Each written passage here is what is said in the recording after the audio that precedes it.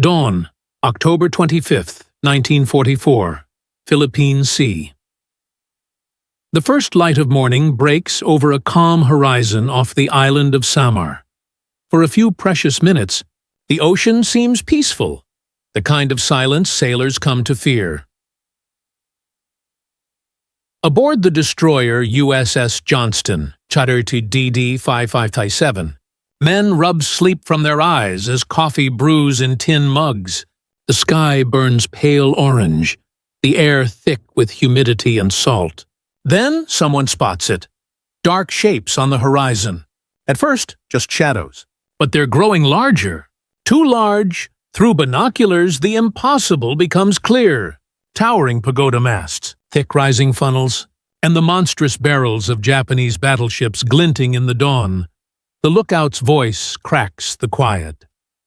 Ships, dozens of them, battleships and cruisers, bearing down fast. An instant later, the destroyer's klaxon screams. Men sprint to stations. Shell hoists rattle. Steam turbines roar alive. From the bridge, Commander Ernest E grips the railing, staring into the storm that's coming. Before them lies an entire Japanese battle fleet. More than 20 ships, including the Leviathan Yamato, the largest warship ever built. And against them, just 3 U.S. destroyers and a handful of escort carriers. The calm sea is about to erupt into history. By October 1944, the Pacific War had reached a decisive crossroads. After years of grinding island battles, the United States was ready to strike Japan's final defensive ring, the Philippines. If the Philippines fell, Japan would be cut off from its vital oil supplies in the Dutch East Indies. The empire would wither. The U.S. invasion of Leyte Island, launched on October 20th, was the largest amphibious assault in the Pacific up to that point. More than 200,000 American soldiers and sailors were pouring onto the beaches under the cover of carrier-based aircraft. For Japan, this was nothing less than the death blow to their empire. And they knew it. In desperation, Tokyo activated Operation Shogo 1, a complex all-or-nothing plan to crush the invasion fleet.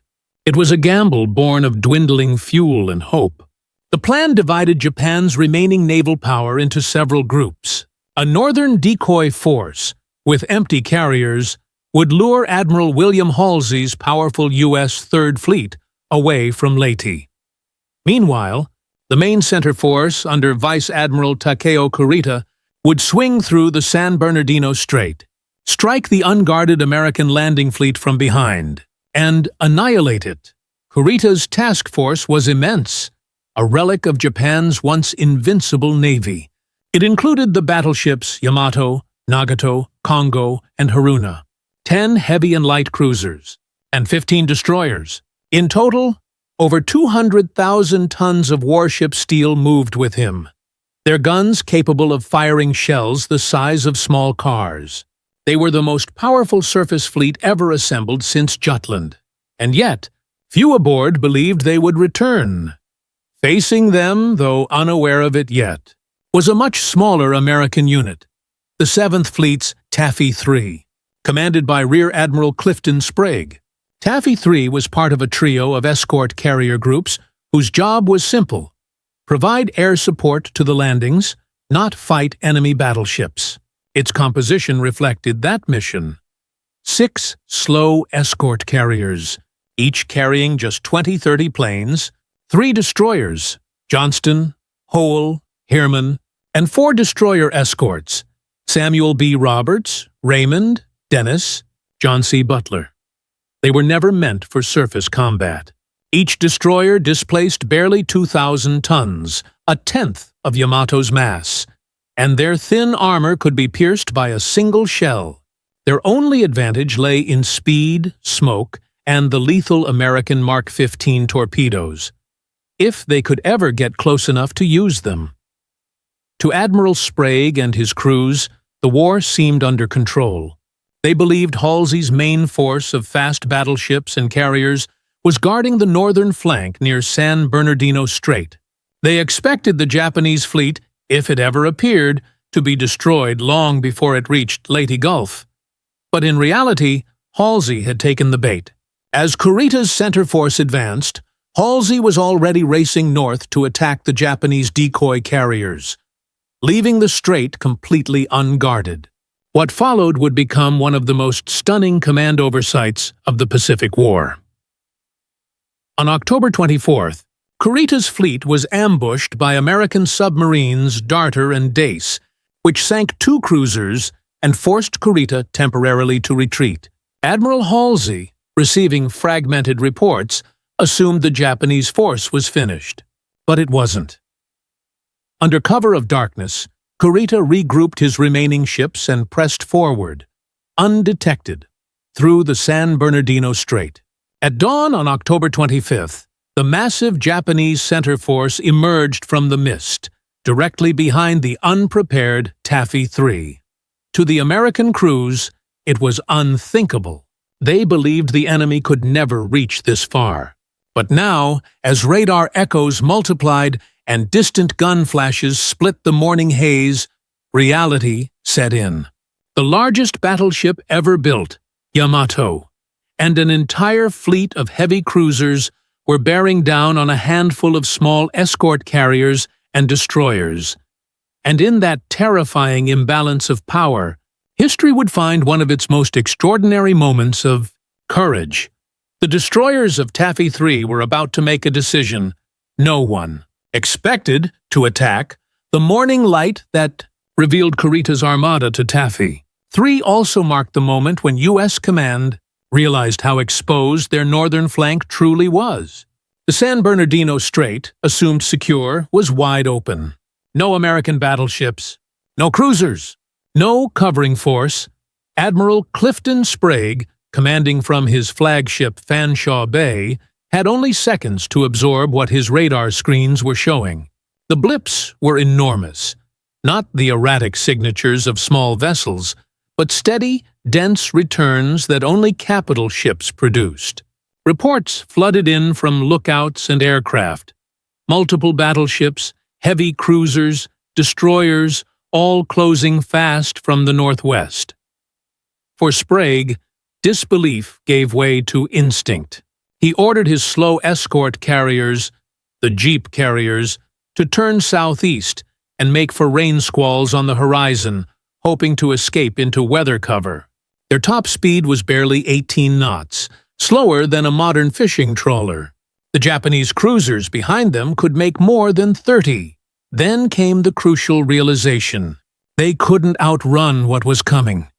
Sprague's only real protection lay with his 3 destroyers and 4 destroyer escorts, all already fanning out in a defensive screen. Their job had always been to guard the carriers from submarines and aircraft, never from battleships. But now, the ocean around Samar would demand far more than defense. As the American ships scrambled to form up, Admiral Kurita's fleet advanced steadily through the pale light. The flagship Yamato led the line, her massive 18.1-inch guns, the largest naval artillery ever mounted, already trained toward the retreating silhouettes of Sprague's carriers. Each shell weighed nearly 1.5 tons and could strike a target over 20 miles away. No U.S. destroyer or escort carrier had armor thick enough to withstand even a near miss. Kurita, however, was navigating through fog and confusion. His formation, stretched out from the night transit, was still reforming. Communication lines were cluttered, visibility inconsistent. He had been told that American heavy forces, possibly battleships, might be nearby, yet his lookouts reported only small carriers and destroyers. Something didn't fit, but orders were orders. At Or 658, Yamato's forward turrets elevated, locked, and fired. The first salvo roared across the sea, exploding into towering geysers of water around the escort carriers. Moments later, the heavy cruisers Chokai, Kumano, Suzuya, and Chikuma joined in. The morning calm was shattered by the thunder of naval artillery, not heard since the age of dreadnoughts. From Fanshawe Bay's bridge, Sprague watched as 18-inch shells erupted around his ships, columns of water rising like pillars of smoke. It was a storm they were never meant to face. And yet, even in that chaos, an unmistakable American instinct took hold. Fight back. Sprague's voice came over the radio. Open fire as soon as you can. We'll make smoke and do what we can. Immediately, the destroyers, Johnston, Hoel, and Herman, began laying thick smoke screens across the formation's flank. Behind them, the smaller destroyer escorts formed up in support. Their 5-inch guns barked defiantly at an enemy whose salvos could swallow them whole. Meanwhile, the carrier pilots of Taffy 3 scrambled to launch anything that could fly. Avengers and Wildcats took off into the smoky sky with half-fueled tanks and whatever ammunition they had left from yesterday's ground support missions, mostly machine guns and small bombs. But it didn't matter. They would attack anyway. For the Japanese, the scene was bewildering. From the bridge of Yamato, officers peered through binoculars at what looked like a dozen enemy carriers, their decks swarming with aircraft, their silhouettes blurred by smoke and distance. Kurita hesitated. Could this be a full U.S. fleet? Where were Halsey's battleships? He didn't know that these were mere escort carriers, ships no larger than a cruiser. And so, as Kurita's ships began to slow and adjust formation, the initiative subtly shifted. Taffy 3, though outgunned, had seconds, maybe minutes, to act. On the USS Johnston, Commander Ernest Evans watched the smoke drift across the sea. He knew there was no running from what was coming. There was only one option left: to charge. What followed would be remembered as one of the most courageous and unexpected naval actions in history. The human angle, life aboard the tin cans. The destroyers of Taffy 3 were known affectionately and grimly as tin cans. Compared to the thickly armored battleships of both navies, they were fragile, lightly skinned with steel barely thicker than a coin. A single direct hit could slice through decks and bulkheads like paper, but inside those slender hulls lived men who had already seen too much war to be afraid of it. On the morning of October 25th, sailors aboard USS Johnston, Hoel, and Herman moved with quiet precision. No one shouted. They had drilled this routine 1,000 times. As general quarters sounded, hatches slammed shut, and the smell of fuel oil filled the corridors. Gun crews checked ammunition, torpedomen opened tubes, and electricians watched gauges tremble under the vibration of the turbines. Most of these men were in their early 20s. Farm hands, factory boys, college dropouts, now staring down the largest battleships in the world. They knew the odds. They knew their guns could not pierce a battleship's armor. But they also knew something more fundamental. Those carriers behind them carried hundreds of American airmen and crew who had no armor at all. If the destroyers failed, those flat-topped carriers and the men aboard them would be slaughtered within minutes. The unspoken understanding ran through every deck. They would fight, even if it meant dying. The leadership angle, Commander Ernest E. Evans at the center of that resolve stood one man, Commander Ernest E. Evans, captain of the USS Johnston. Native American by heritage, brash and fearless by nature, Evans was known among his crew for his directness. When he had first taken command of Johnston, he told his men, "This is going to be a fighting ship. I intend to go in harm's way." It was not an empty boast. On that morning off Samar, Evans would make those words a prophecy. As reports poured into his combat information center about the approaching Japanese battleships, Evans didn't wait for orders. He didn't ask permission from Admiral Sprague. He simply gave the order that would change naval history. All engines ahead flank.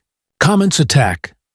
Johnston surged forward, breaking from formation at full speed, alone. It was a suicidal decision by any measure, but Evans understood something deeper than tactics. Surprise and aggression might be the only tools they had left. From the bridge, his officers watched as the horizon erupted with shell fire.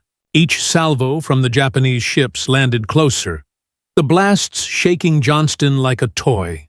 Still, she raced forward, weaving, laying smoke, and firing 5-inch shells in rapid succession. Evans called for torpedoes. He knew the Mark 15s were slow and unreliable, but if they could close within 10,000 yards, they could cripple even a battleship.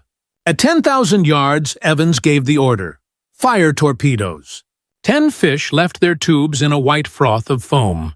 Moments later, explosions tore into the side of the Japanese heavy cruiser Kumano. Her bow was blown off, the first major hit of the battle, delivered by a destroyer 1/10 her size. Evans turned back into the fight, guns blazing, smoke pouring from Johnston's funnels. Every man aboard knew they were now fully committed. There would be no retreat, no second chance. The enemy perspective, Admiral Kurita's uncertainty. Far across the battle line, aboard the Yamato, Admiral Takeo Kurita watched the horizon with growing confusion. His scouts reported that the enemy carriers were launching planes, dozens of them, and his gunnery officers warned that American destroyers were charging directly toward his battleships. Kurita had been a career officer, experienced, cautious, and haunted by recent losses. Just one day earlier, he had watched the giant Musashi, sister ship to Yamato, sink under relentless American air attack in the Sibuyan Sea. More than 1,000 Japanese sailors had gone down with her. Now, faced with an apparently reckless American counterattack, Kurita hesitated. His staff officers urged him to maintain course and finish the carriers. But the sheer audacity of the U.S. destroyers threw his command structure into disarray. No Japanese admiral had ever seen enemy ships so small attack capital ships at point-blank range. To Kurita, it seemed a trick. Perhaps a lure toward a hidden American main force waiting beyond the smoke. His gunners opened fire anyway, their shells straddling Johnston and Hoel, but the range was closing too quickly, and visibility was worsening with every smokescreen the Americans laid. Soon, the mighty Yamato and her escorts were firing almost blind.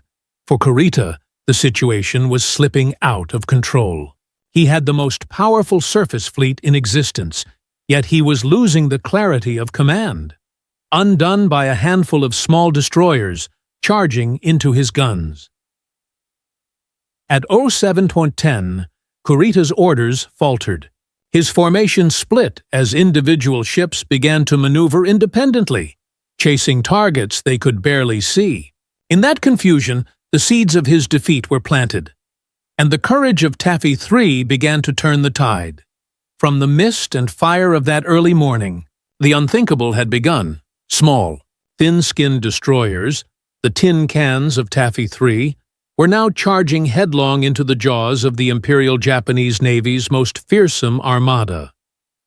The technological angle, firepower versus agility in raw numbers. The fight off Samar was absurd. The Japanese center force brought with it the most powerful surface guns ever fielded. 9 18.1-inch cannons on Yamato, 16-inch guns on Nagato, and dozens of 8-inch batteries on cruisers like Chokai and Chikuma. Each shell could travel 20 miles and penetrate the thick armor of a heavy cruiser with ease. Against that stood the U.S. destroyers' 5-inch dual-purpose guns, weapons originally meant for anti-aircraft defense. The disparity wasn't just in power, but in philosophy. Japan's Navy was built on a vision of decisive surface engagements, battleships clashing in classical formations, the old doctrine of the gun line. The U.S. Navy, by contrast, had evolved toward mobility and coordination, radar, torpedoes, and air power, not armor and size. When Johnston and her sisters charged, they were tapping into that new doctrine, speed as survival, aggression as defense. Their slim profiles made them harder to hit, Their smoke screens, laid in zigzag trails, broke visual targeting. And unlike the ponderous Japanese ships, which required minutes to adjust firing solutions, the American destroyers could turn, weave, and counterstrike in seconds. Each torpedo they fired was a gamble, but a deadly one. In less than half an hour, 3 Japanese heavy cruisers, Kumano, Chokai, and Suzuya, were disabled or forced out of action by hits or near misses from torpedoes launched by Johnston, Hoel, and Hirman. The physics of battle had shifted. Tiny ships, by daring and maneuver, were carving holes into a fleet that should have been untouchable. Still, technology was merciless. One hit from a cruiser's 8-inch shell could gut a destroyer. A near miss could tear open her hull with shockwaves alone. And those hits began to come, one by one, as the Americans pressed closer. Fall 5. The tactical angle. Chaos as a weapon. What unfolded next was not a textbook naval engagement. It was a brawl in a thunderstorm of steel. Smoke blanketed the sea. Shell splashes rained down from every direction. Ships appeared and vanished in the mist like ghosts. The U.S. destroyers, fighting independently, used that chaos to their advantage. Each commander made split-second decisions, not by orders from Sprague, but by sheer instinct. When Johnston's torpedo run crippled Kumano, Hoel followed through the smoke to engage Yamato itself, firing salvo after salvo until she was bracketed and torn apart. Hirman weaved between cruisers, Haguro and Chikuma, firing both torpedoes and shells in both directions at once, something no destroyer was ever trained to do. Even the small destroyer escort USS Samuel B. Roberts joined the fray. At full throttle, nearly 28 knots, far beyond her design limits, she charged a cruiser 4 times her size, firing until her gun barrels glowed red. The crew called her the destroyer escort that fought like a battleship. Above, the airmen of Taffy 3, pilots of FM-2 Wildcats and TBM Avengers, dove repeatedly through anti-aircraft fire. Many carried only machine guns and depth charges, yet they strafed Japanese decks, dropped smoke, and even made fake torpedo runs to confuse enemy gunners. They fought not for victory, but for time, to keep the Japanese guns away from the carriers. Admiral Kurita's fleet, once an organized strike force, dissolved into disorder. Ships maneuvered to avoid torpedoes, losing formation. Captains misread smoke and friendly fire. Communication lines collapsed under the confusion. From Yamato's bridge, Kurita could no longer distinguish destroyers from carriers, or even know where his own ships were firing. By 082, less than an hour after contact, what had begun as a certain Japanese triumph had turned into a fog of chaos, a trap of their own making, sprung not by power, but by confusion and fear. The moral angle, the spirit of the underdog as the morning wore on. The battle turned from a tactical fight into something deeper, a raw test of human spirit. The destroyer crews knew the outcome was already written in steel and tonnage. Yet no one stopped. Men kept loading shells with burned hands, kept patching holes with torn canvas, and prayer. Aboard Johnston, sailors fought fires while still firing their guns. The ship had been hit more than a dozen times. Her aft turret destroyed, her engine room flooding, steering jammed. Evans, wounded and with his bridge wrecked, moved aft to the exposed deck, shouting commands by voice and hand signals. When power to the guns failed, crews shifted to manual control, cranking turrets by hand as the sea poured in around their feet.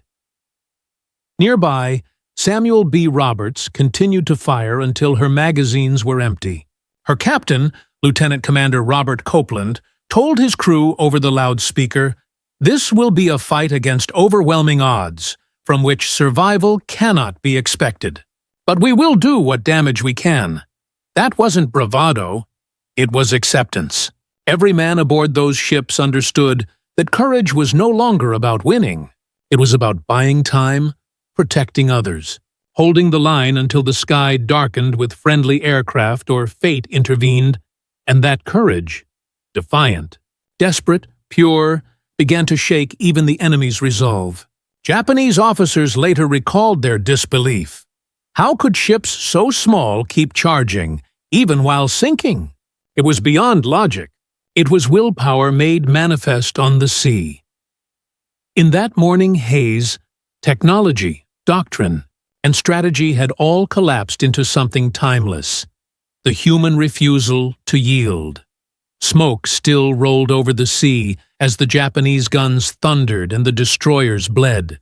But within that chaos, something extraordinary had begun to happen. The mightiest fleet in the Pacific was hesitating, while the smallest refused to die. And that hesitation would soon decide the fate of the entire battle.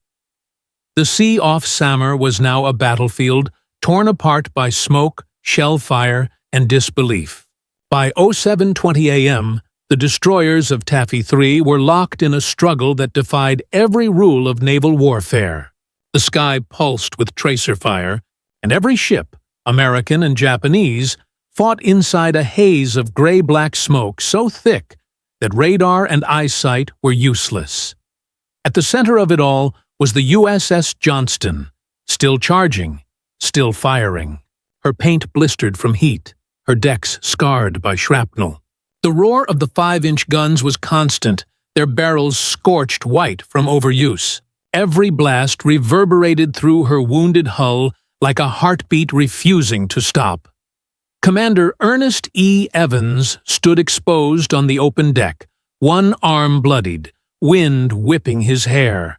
He had long since abandoned the bridge. It was gone, ripped apart by an 8-inch shell.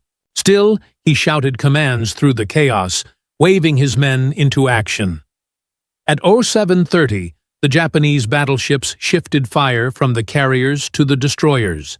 The sea around Johnston erupted with near misses. Columns of water towered higher than her masts, raining steel fragments onto the deck. One shell struck the forward section, killing dozens instantly. Another detonated near the engine room, flooding compartments and slowing the ship. But Johnston did not break off. Evans maneuvered her through her own smoke, darting in and out of cover, every movement designed to confuse the Japanese gunners. Each time she emerged, her guns flashed again. To the south, USS Hoel and USS Heermann were in their own desperate duels. Hoel, under Lieutenant Commander Leon Kintberger, faced not one but 3 heavy cruisers. She fired every torpedo she had, 10 in total, and landed at least one crippling hit on Haguro. Moments later, Hoel took multiple direct hits. Her superstructure collapsed. Flames engulfed the deck. Still, she kept firing, her aft turret operating until the last man was killed. At 08:55, Hoel rolled and sank. 252 of her crew gone. Heermann fought on alone, weaving between Japanese cruisers and battleships. At one point, she exchanged fire with Yamato itself. A duel so lopsided it bordered on madness.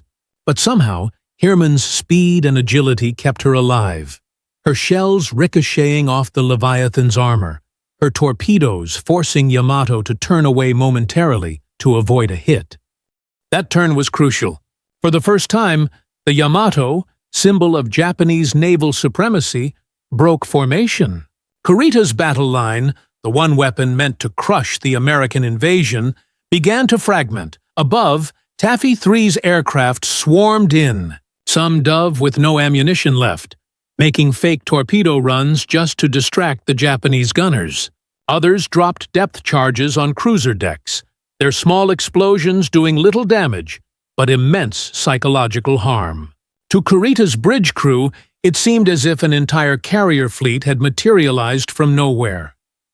At 08:10, the Japanese cruiser Chokai took multiple bomb hits from carrier aircraft, followed by a torpedo strike, possibly from Johnston.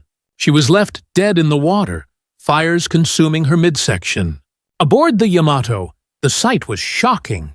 How could the proud Chokai, built to dominate the seas, be reduced to a flaming wreck by small ships and light planes?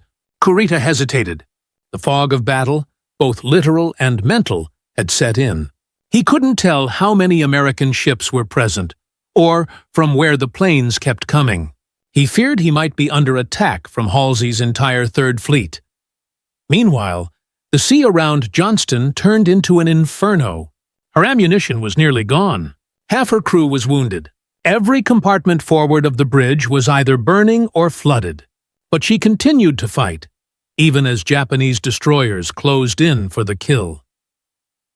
At 08:45, a shell ripped through Johnston's starboard side, detonating near the engine room. Her power failed. She slowed to a crawl. Evans, still on deck, called for manual steering. Sailors ran to the aft section, turning the rudder by hand using emergency cables. Even crippled, she turned her remaining guns on an approaching cruiser and scored direct hits. One surviving crewman later recalled, "We were dead in the water, burning, bleeding, and still shooting." As Johnston fought for her life, the American escort carriers, Fanshawe Bay, White Plains, and Kalinin Bay, were under constant shelling. Kalinin Bay was hit repeatedly but kept launching planes. Her deck crews worked through fire and shrapnel, sending damaged aircraft aloft for one more run. It was chaos beyond comprehension, a swarm of courage meeting a storm of metal. By Oro 9, the Japanese fleet, despite its overwhelming power, had failed to destroy a single U.S. carrier. Their formation was broken, their coordination collapsing. And still, the Johnston fought. One small ship standing against the impossible. The sea boiled with fire, smoke, and death. Yet from within that fury rose a realization that even the most powerful armada could be stopped. Not by might, but by will. But the storm wasn't over yet. The final, fatal blows were coming. And the battle's true turning point was about to be decided. By Oro 9 to 10 a.m., the battle off Samar had reached its most violent hour. The Japanese center force, led by Admiral Kurita, had finally closed to within striking distance of the escort carriers. Ahead of them lay a scene of ruin.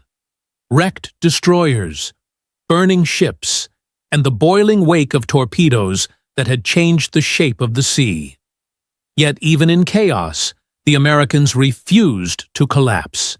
Every ship, carrier, destroyer, and destroyer escort, fought independently, improvising, surviving minute by minute. The battle no longer followed any doctrine. It was now pure instinct, courage, and desperation. The USS Johnston, half sunk and burning, continued to draw fire from 3 heavy cruisers and a swarm of destroyers. Evans, wounded and limping, still commanded from the deck. A figure drenched in oil and smoke. Each order he gave was shouted through the roar of explosions. He had lost communications, lost steering, and lost half his guns. But he hadn't lost his purpose. At Oro 9:20, Johnston took another direct hit that tore through her aft engine room. She began to lose speed, falling behind the main formation. Evans ordered his remaining gunners to cover the retreating carriers, even as the Japanese closed in for the kill. Her last salvos were fired not in defense of herself, but of others. Nearby, USS Samuel B. Roberts, a destroyer escort barely half Johnston's size, now surged into the fight. Lieutenant Commander Robert W. Copeland ordered full speed ahead. He knew he had no chance of surviving. But like Evans, he refused to stand by while the carriers were slaughtered. "Prepare for torpedo run," he shouted. The Samuel B. Roberts accelerated to 28 knots, shaking from the strain. Her guns opened fire on the heavy cruiser Chokai's sister ship, Chikuma, scoring multiple hits. Then, at just 4,000 yards, Roberts unleashed her torpedoes. a suicidal range for such a small ship. Two of them struck home, ripping open Chikuma's hull and sending her burning out of line. The victory was instant and fleeting. Moments later, Samuel B. Roberts was bracketed by shells from Congo and Yamato. Her thin armor evaporated under the bombardment. Still, she kept fighting for another 35 minutes, her guns hammering until the sea swallowed her whole. Of her 224 men, 89 would survive. Each American ship was dying, but each death bought time. Time for the carriers to launch one last wave of aircraft. Time for the illusion to grow, that the U.S. fleet was much larger than it truly was. At 09:25, Yamato's massive 18-inch guns fired again, the concussion shaking the sea itself. Her shells obliterated the waves around White Plains, but the carrier somehow survived, hidden behind smoke and sheer luck. When Yamato tried to reposition, she found her radar screens jammed with echoes and her formation in disarray. The destroyer's reckless torpedo runs had forced the Japanese into confusion. Their advance now tangled, their lines broken. Admiral Kurita, standing on the bridge of his flagship Yamato, was surrounded by smoke and uncertainty. Every report he received contradicted the last. Enemy carriers retreating south. Enemy destroyers advancing north. More aircraft incoming. To him, it appeared he was fighting an entire carrier task force. In truth, it was just 6 small escort carriers, 3 destroyers, and 4 destroyer escorts, most already crippled. At 09:30, Kurita faced his fateful choice.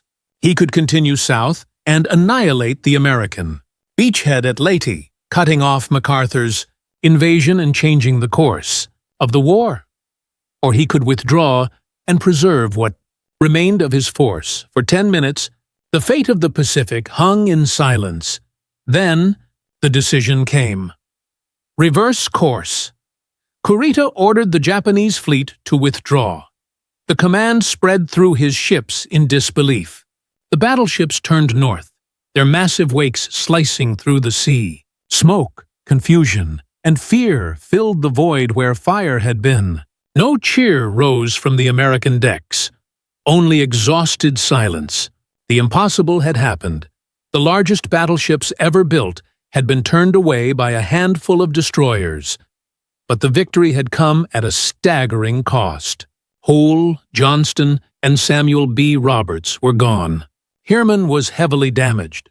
Hundreds of men were dead or drifting in the water, surrounded by oil and wreckage. The sea that had carried them into battle now held their graves. Commander Ernest E was last seen near Johnston's stern, helping wounded men abandon ship. When the final roll came, he was missing in action. He would never be found. Yet his defiance lived on, in the stunned reports of the Japanese officers who faced him, and in the memory of every sailor who witnessed what courage looked like that day. At 09:45, as Johnston finally slipped beneath the surface, her colors were still flying. The men in the water saluted her as she went down. One survivor later wrote, "We didn't win that day, but we made them turn around, and that was enough." Above the wreckage, the last carrier planes circled home.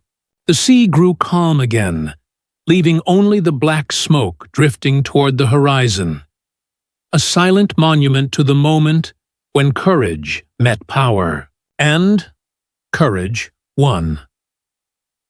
The Japanese fleet's retreat from Samar would mark one of the most shocking reversals in naval history.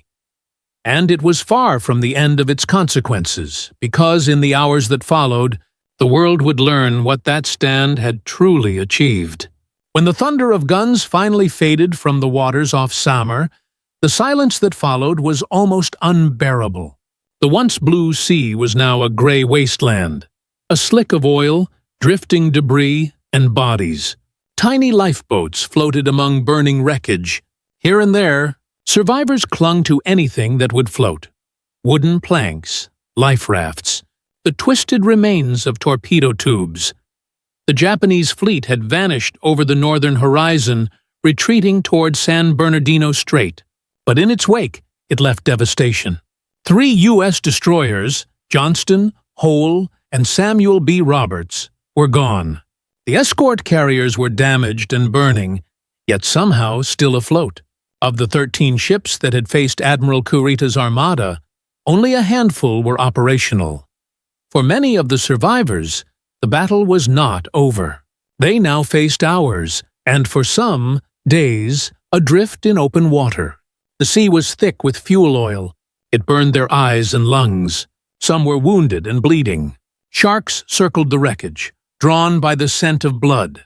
The tropical sun beat down relentlessly, and through it all, the men waited for rescue, for nightfall, for anything. From the Johnston, just 141 of her 327 men survived. From the Hoel, only 86 of 327. The Samuel B. Roberts had 89 survivors out of 224. Each survivor carried memories of the last hours.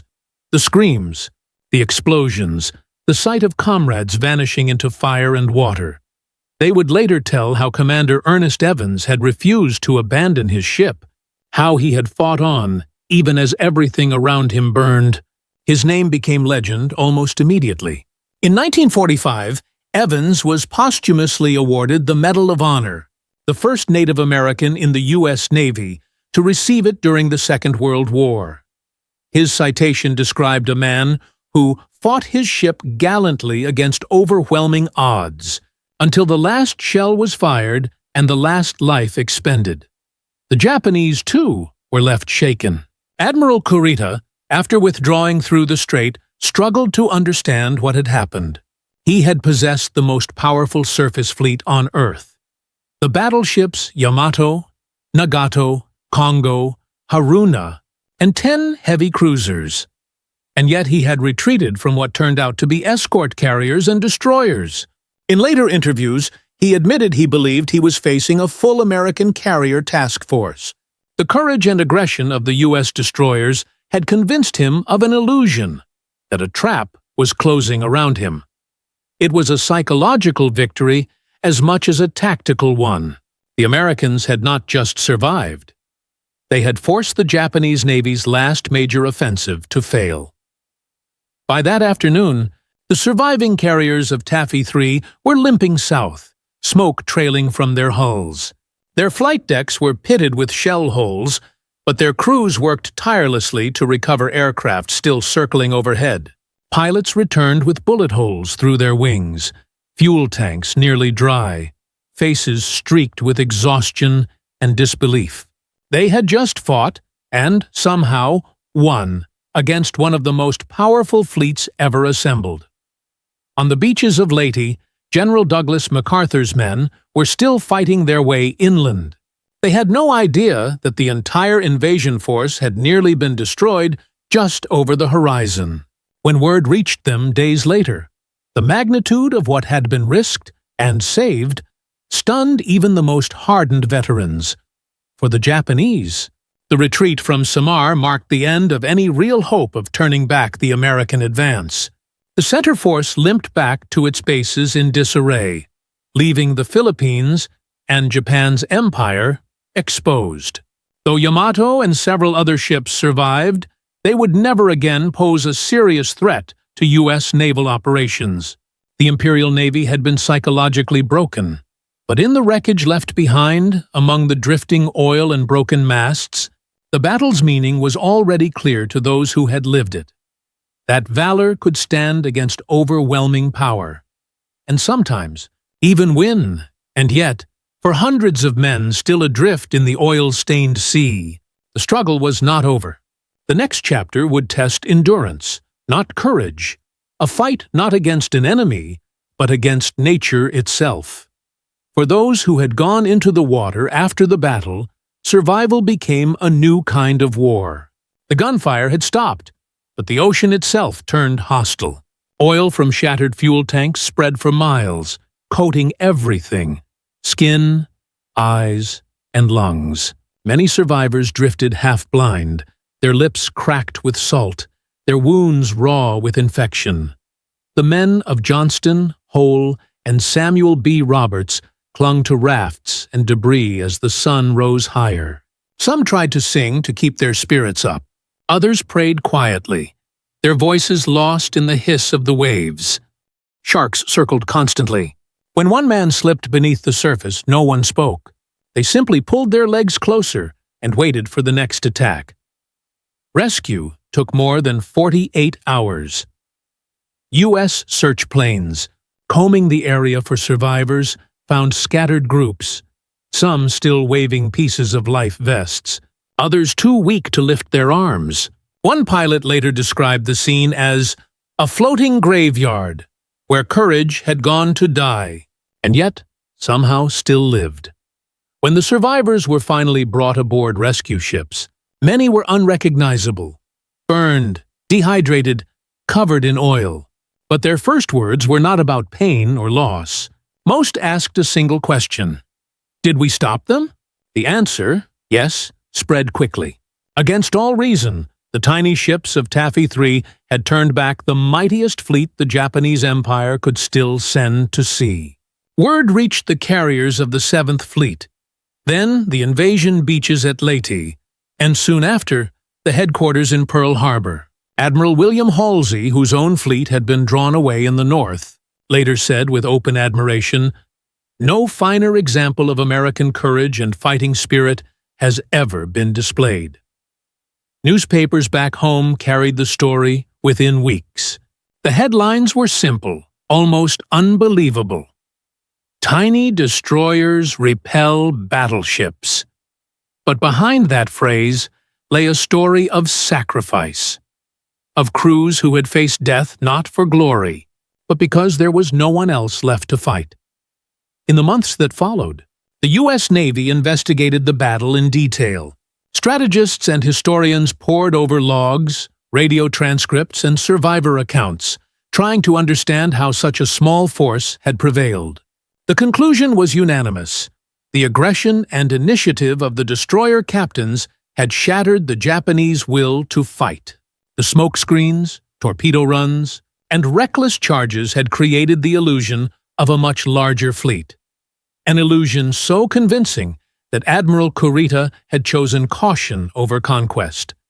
For Japan, that hesitation was fatal. The retreat from Samar ensured the success of the Leyte invasion, cutting off Japanese forces in the Philippines and dooming their access to vital oil supplies in Southeast Asia. It was, effectively, the last major naval action the Imperial Navy would ever fight. In the months ahead, Yamato would sortie only once more, on a suicide mission to Okinawa in 1945, and never return.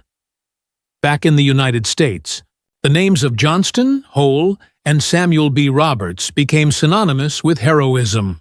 Families of the fallen received letters written by surviving shipmates, often in trembling handwriting, describing how their husbands, sons, and brothers had stood at their posts until the end. Years later, survivors would still speak of Commander Ernest Evans as if he were present beside them. His legend grew, not as a symbol of victory, but of defiance. When asked what drove him that day, one of his surviving officers said simply, "He believed the ship was alive, and as long as it fought, so would he." The wrecks of those destroyers lay undiscovered for decades, resting silently beneath nearly 20,000 feet of water, deeper than any dive could reach. It wasn't until the 21st century that explorers finally found them, still upright, their guns pointing toward the direction of the Japanese fleet they once faced. Even in death, they stood guard. The battle off Samar became known as one of the greatest naval underdog stories in history. It was the last surface battle in which American destroyers fought battleships at point-blank range, and won. The courage shown that day would be studied in naval academies for generations, but for the men who had lived it, the memories were quieter. The sound of the sea, the faces of those who didn't come back, the sight of small ships disappearing into fire for the sake of others. From that silence came a truth stronger than steel or strategy: that the measure of a navy, or a nation, is not in the size of its ships, but in the hearts of those who sail them. In the long shadow of the Pacific War, few moments shone with such fierce light as the morning off Samar.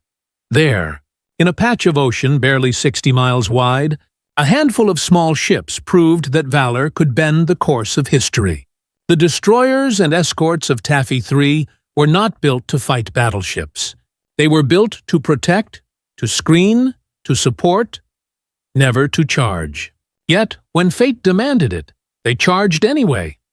Historians would later call it the most heroic action in modern naval history. But for those who were there, it was simply the moment when duty outweighed fear. Every gun fired, every torpedo launched, every desperate maneuver was driven not by orders, but by instinct. The instinct to defend their comrades, to stand where retreat was impossible. Commander Ernest Evans, Robert Copeland, Leon Kintberger, and hundreds of unnamed sailors had no illusions about their chances. They knew the enemy was stronger, larger, invincible on paper, and yet they went, not to win, but to make a stand. In doing so, they achieved what fleets and admirals could not. They stopped the unstoppable. The Battle off Samar would be remembered as the day when courage outran logic, when the smallest ships of the U.S. Navy faced the largest battleship in the world and turned it away. It was the last great surface battle in naval history, the closing chapter of an age when men and steel met face to face across the sea. Long after the war ended, survivors would return to the Pacific and stand on the decks of new ships, looking out over calm waters. They would remember not the explosions or the smoke, but the silence afterward, the silence of ships that had given everything, and of a sea that had carried them home. Today, the names Johnston, Hoel, and Samuel B. Roberts rest deep beneath the waves. But in every destroyer that sails under an American flag, their legacy endures, because courage, once shown, does not fade. It echoes through history, through generations, a reminder that even the smallest ship can change the tide of war.